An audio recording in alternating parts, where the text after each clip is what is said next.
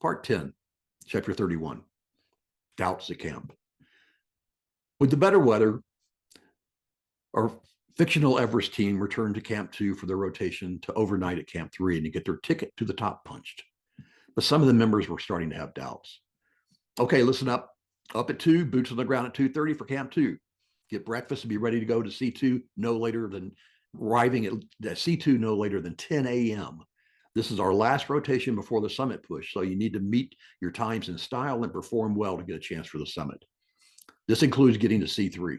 John Paul was firm in his instructions. Jim leaned over to Michael, who was looking at his boots with a 1,000-yard stare. Really? I don't need that tough love talk before going to bed. Michael just glanced up and nodded. But they knew he was speaking the truth. Jim had struggled to get to C2 last time, and he was now full of doubts if he could even make it to C3 in the allotted time. Last year when he turned back at C3, then he was with a different guide who didn't have a cutoff time, but they also had a very low summit rate. But they were also more relaxed than the Mount Everest guides. Now Jim was questioning if he made the right decision of who to go with this year. Just do your best, Michael told him as they walked back to their tent. 2 a.m. came early. It was dark at Crampon Point. Their headlamps lit up the boots as they strapped on their crampons. Following Mingma, Harper tried hard to keep up. After only 10 minutes, she was already out of breath at 17,800 feet. Oh my God, Harper said loud, bending over, placing her hands on her knees. This was her third time in the ice fall and it wasn't feeling any easier. Mingma paused. He looked at her. Quietly, impatiently, with no judgment in his voice, he said, "Everything okay, Dee Dee?" Harper looked up from her stooped over body and muttered, "Yeah." She felt defeated in the dark, icy walls low in the Khumbu icefall. It was a clear night with the full moon. The Sherpa said this would have been a great night to summit. Actually, someone did summit, the rope fixing team. A group of six Sherpas got to fix lines to the summit a day ahead of schedule. Fixing the lines above 26,000 feet is dangerous, difficult work. The Sherpas carry large spools of nylon rope plus aluminum pickets, steel pitons, and carabiners to attach the rope to the mountain. It's hard work, but one the Sherpas took great pride in performing. With each step higher, Harper started to feel stronger. The route had become familiar. She and the couple reached the ladders at the top of the fall. Harper and Claudia scaled them with ease. At the top, Harper paused to catch her breath again. Something inside of her clicked and made her smile. Mingma looked at her again with the eye of a caring mother or a stern father. She couldn't tell the difference, but felt better knowing that he was watching her closely. The team stopped at Camp 1, where a large tent was pitched to store gear. Inside, the Sherpas melted some snow for water. The members ate their snacks they brought from base camp and rested for the next leg to Camp 2. The entire team was there, plus their personal climbing Sherpas and John Paul. Nice job. It may have felt tough, but you cut 2 hours off from the first trip to C2, John Paul told the team. Michael smiled at Jim. Aaron patted Bart on the back.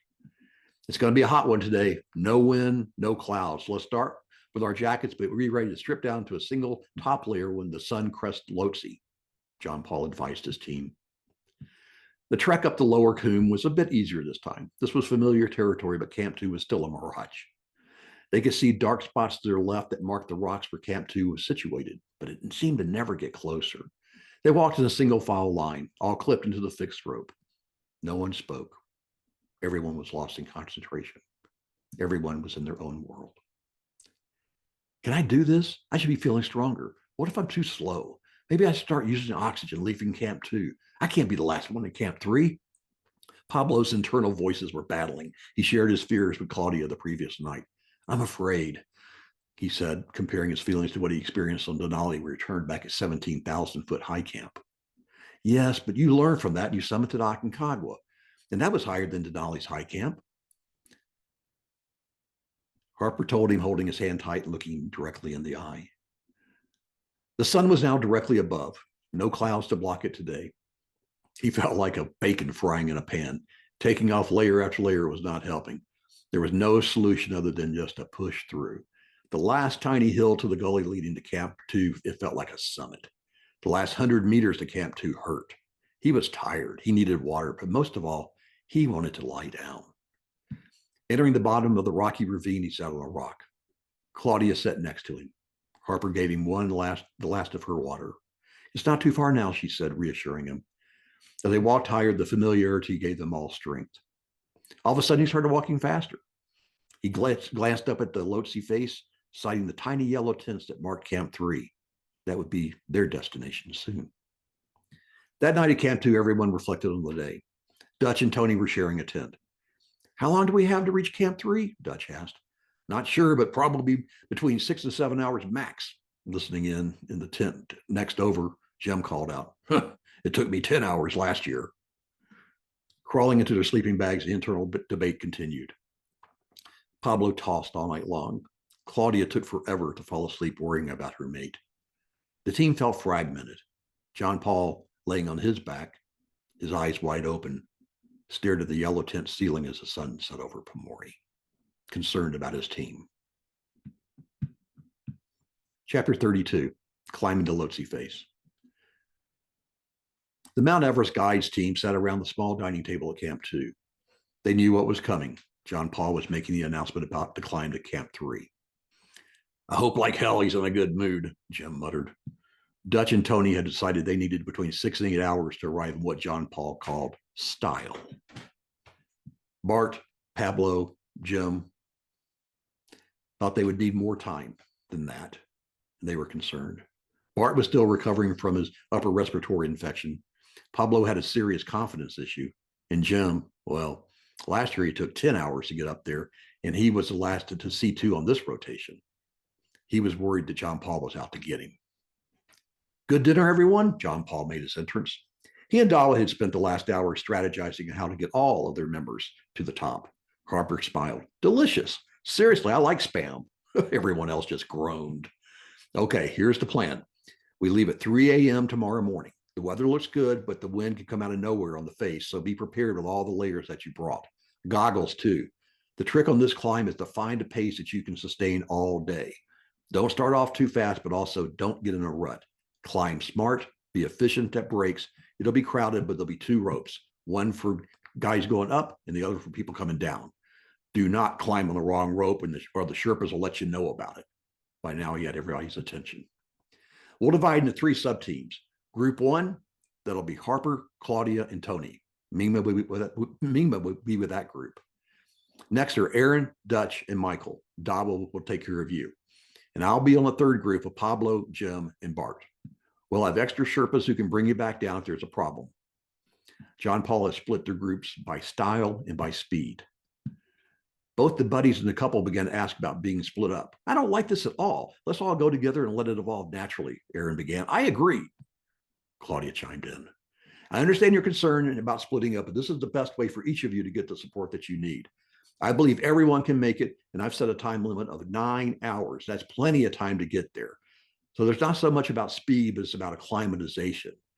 It will do no one any good at all to arrive to Camp 3 exhausted. But we'll have a couple of bottles of O's up there if someone really needs it. Taking it all in, everyone felt it was a good plan and appreciated the positive spin from John Paul. They appreciated the extra support and also the availability of oxygen if it was needed. Well, speaking only for myself, I like it, Jim said, looking at John Paul and Dawa. Sitting in her tent at Camp 2, 21,500 feet, Harper rubbed the sleep out of her eyes. Her headlamp betrayed her cold breath at 3 a.m.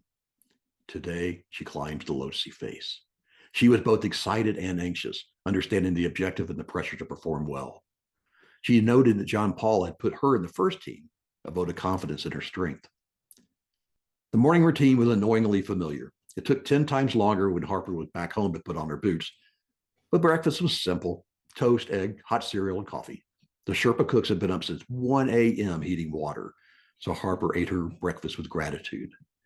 Sitting silently in the tent, Dutch cursed the tiny golf chairs for their instability, but then considered where he was. He was happy to be sitting on anything. Taking one last sip of coffee, he turned on his headlamp. Stepping out of the tent, Pablo kneeled down to put his crampons, but then he looked up. The moon was lighting up the face. It looked huge.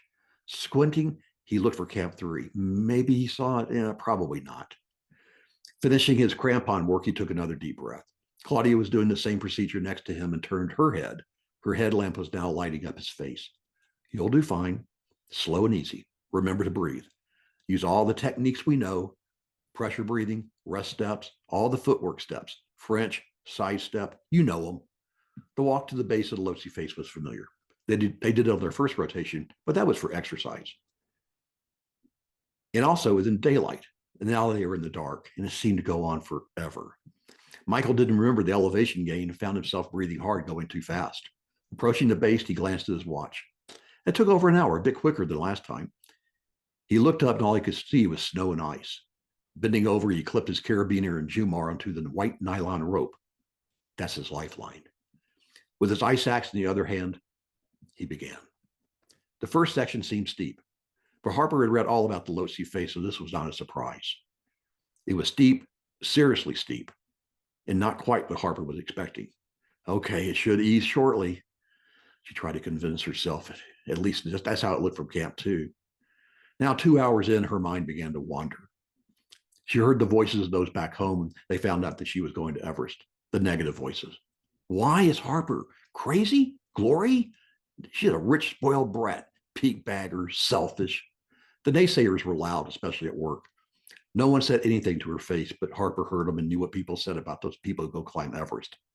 She fought too hard to keep the voices from growing into doubts, but she knew why she was there and who believed in her. But critically, she believed in herself. Glancing up from his feet, Jim could see the lower part of the Lhotse face up close. The ice was hard. It was a translucent blue. He stared at his crampon front point. Damn, I wish they were sharper, he mumbled out loud. The wind picked up, blowing a bit on the snow on his face. Actually, he didn't mind. It took his mind off the pain he was starting to feel in his calves. Looking around, Aaron saw a few of his teammates. He felt good that Bart was just behind him. Even though they had split into teams, they were moving as one large group for now. The Sherpas seemed like they were everywhere. Tony was on the up rope. There was another up to rope to his left, the down rope. They seemed to go on forever, disappearing into the white snowscape above him. He was careful not to put his weight on the rope. That was not the purpose. They were there to stop a fall, not to get him up the hill. Climb with your legs. Tony heard John Paul in his head. Namaste, he heard a Sherpa behind him. Actually, there were 5, all with heavy packs, oxygen bottles strapped to both sides. He stepped to his right, and then he let him go by. He was amazed and admired their speed and their strength. These moments felt like a high-altitude ballet. They are attached to the fixed rope by 2 thin strips of nylon webbing that were attached to a carabiner and a Jumar. The Jumar has small teeth going in one direction that will catch a fall in the opposite direction. The golden rule was to always stay clipped in to the fixed rope. Wanting to pass another climber, Harper makes eye contact with him. No words were spoken. Only a nod was exchanged. She unclipped her beaner while keeping the Jumar attached. She reached around him to clip the beaner back onto the rope ahead of him. He stood still, not wanting to make any movement that might throw her off balance, both of them off balance. She took a few small steps around him and reached back to unclip the Jumar. Now successfully passed, she reattached the Jumar and continued climbing higher. Once again focused on her own climb, Harper saw the boot path ahead. Steps kicked into the hard ice. She was grateful for the traffic on the Lhotse face that created small buckets in the ice where she could plant her feet. Somehow the steps provided a placebo that would be easy to reach Camp 3 at 23,600 feet. The steps were few and far between, loose and soft, unreliable today. Maybe they'd be different on the summit push with more traffic over the next few weeks. More steps, more clips. The fixed rope was attached to earth every few hundred feet. Each anchor required a series of actions. Harper was glad that she had spent extra money on having good gloves. Her down jacket had felt good, but now with the sun rising over the summit of Lhotse, she began to think about the layers as she took a drink of water and a gulp of honey stinger chews. The 3 groups had spread the team out. As expected, the last group was struggling. John Paul called out, "We're doing well. Let's keep this pace up. Only a few more hours." Chud looked at Bart and winked. He forced a small grin back. Suddenly, she saw the tents ahead that appeared to come out of nowhere. The climb thus far had been a series of steep sections followed by a short flat spot. It was a cruel trick, but the tents were a welcome sight. However, there were 3 Camp 3s. Another cruel trick. The face was too steep to put the tents for all the teams just in one spot. And of course, Mount Everest Guides Camp was the highest one. The irony this time was both good news and bad news. During this rotation, everyone would curse the extra climbing time.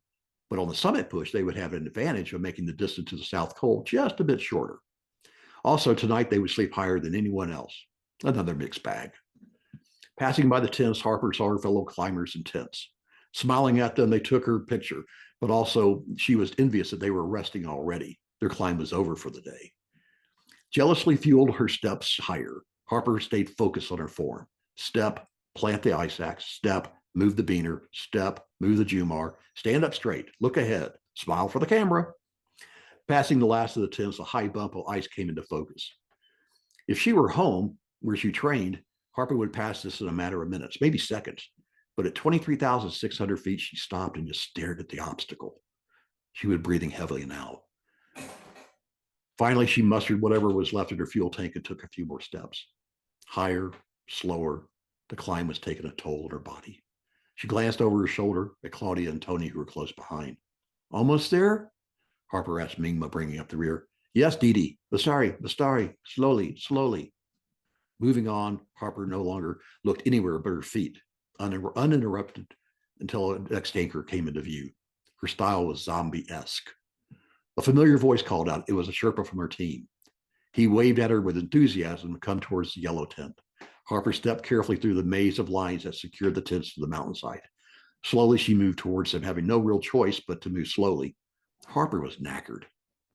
Finally, reaching her tent, she collapsed in a down-covered heap. Careful with the crampons, she finally looked up to see where she was. Her breathing continued to be heavy. Now Harper had the 100-yard stare. A bit of water helped begin her recovery. Slowly, she began to come around. Her mind thought like she was texting on her phone was a simple, oh my God. It was justified. The scene defied her words. Oh my God. Slowly, her eyes traced the perimeter. Noopsie to her left, the Western Coon front and center, Everest to the right. Was she really there? She scanned the view again. Now Harper saw Pumori. It looked tiny compared to how it dominates the view at base camp, but she was more than a mile higher, looking down the summits of mere 20,000-foot peaks. On the horizon, she spotted Choi Oyu, the world's sixth highest peak. She recognized the flat summit plateau. Maybe that'll be next, Harper said to Tony. He seemed lost in the moment and didn't respond as usual. They were pleased how quickly they recovered after more food and water. Harper's breathing had finally slowed and her heart rate was steady. She was back in control. Sitting on the snow-covered Lhotse faces sank into Harper. She was climbing Everest. Well, Lhotse, technically. She glanced over her right shoulder and saw the massive shoulder of the world's highest mountain. Taking in a deep breath, she let it out slowly. She leaned back on her pack.